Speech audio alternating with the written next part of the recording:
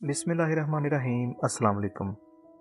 Professor Stuart botany में दुनिया के पहले 4 माहिरीन में शुमार होते थे। ये 1890 में न्यूयॉर्क में पैदा हुए। कोलंबिया यूनिवर्सिटी से एमएससी की और अपने आप को 3 साल के लिए चर्च के हवाले कर दिया और चर्च ने उन्हें 1911 में रावलपिंडी भिजवा दिया। अमेरिका में सन 1837 में चंद पादरियों ने चीन और हिंदुस्तान में तालीमी अदारे बनाने के लिए एक मिशन एजेंसी बनाई थी।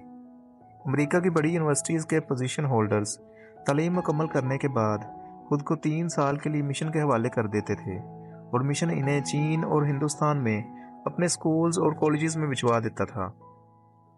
मिशन ने 1893 में रावलपिंडी में पहला कॉलेज बनाया था।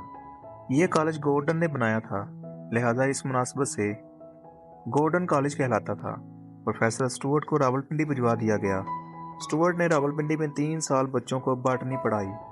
ये उस जमाने में मौजूदा पाकिस्तान का बॉटनी का पहला प्रोफेसर था। स्टुअर्ट सन 1914 में अमेरिका वापस गया, मगर वो अपना दिल रावलपिंडी में छोड़ गया।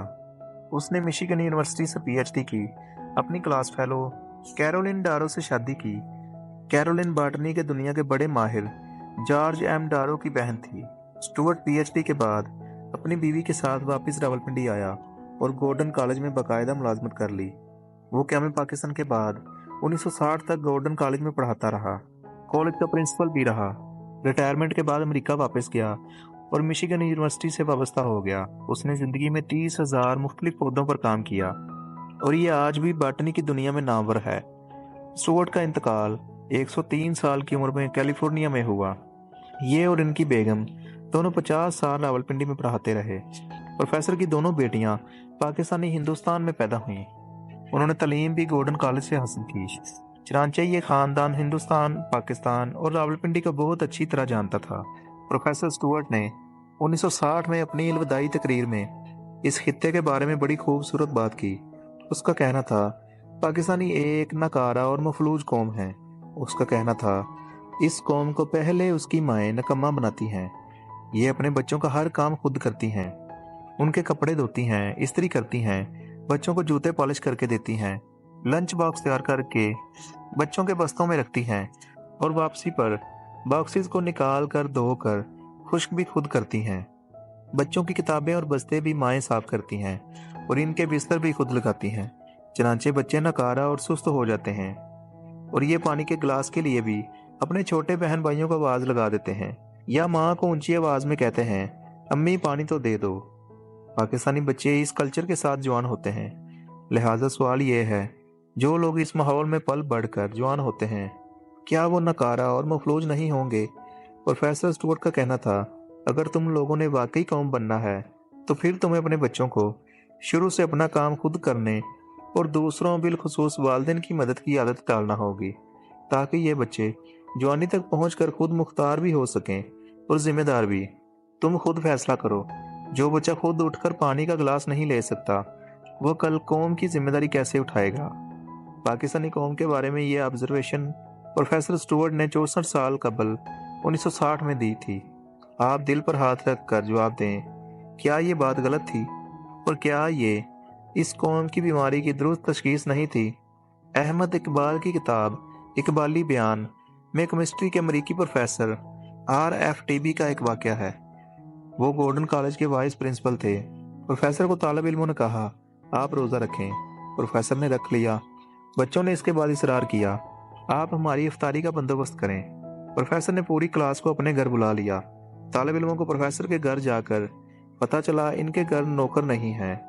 वजह पूछी तो प्रोफेसर ने बताया, घर में हम 3 लोग हैं, मैं, मेरी बीवी और एक बच्चा, लिहाजा हमें नौकर की ज़रूरत ही नहीं, हम अपना काम खुद कर लेते हैं। इफ्तार के वक्त तालिब इल्मों ने देखा प्रोफेसर और इनकी बीवी खुद अपने हाथों से खाना लगा रही हैं।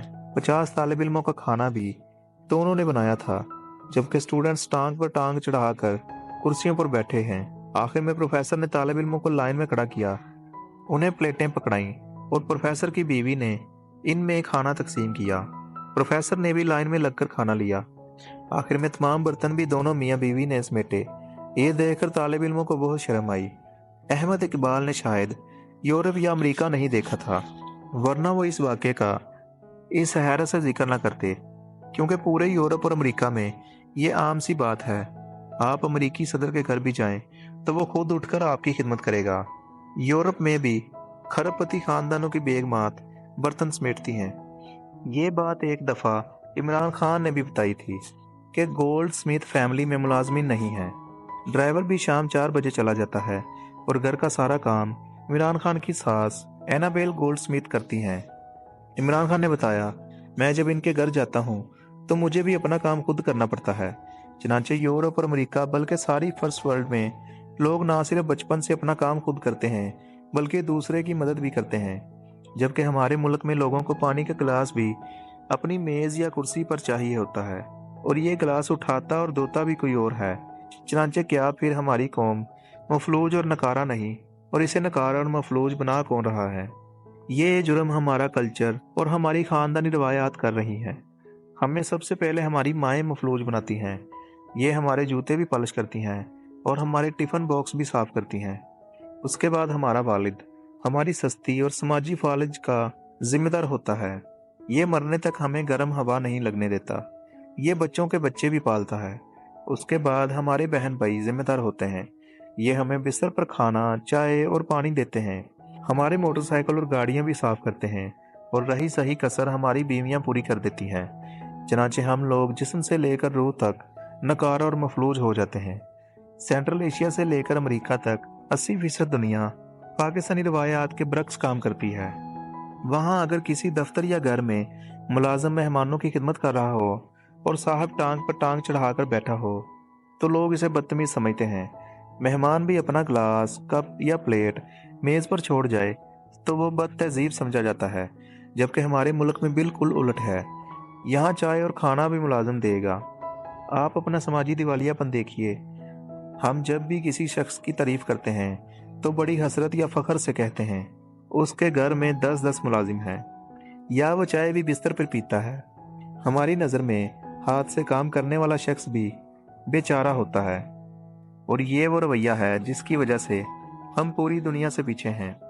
हम जब अपना गुसल खाना और वाशरूम भी साफ नहीं कर सकते, और हम जब अपनी प्लेट और गिलास भी उठाकर किचन में नहीं रख सकते, तो फिर हम मनहसूल कौम अपना बोझ कैसे उठाएंगे?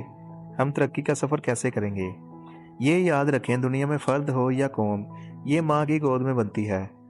आप यकीन करें, हमारे मुल्क में मौजूदा सूरत हाल की वाहिद वजह हमारा कल्चर है। ये हमें बचपन से खुद इन्हसारी का सबक नहीं देता। लिहाजा फिर सवाल यह है, हम जिंदगी में आगे कैसे बढ़ेंगे?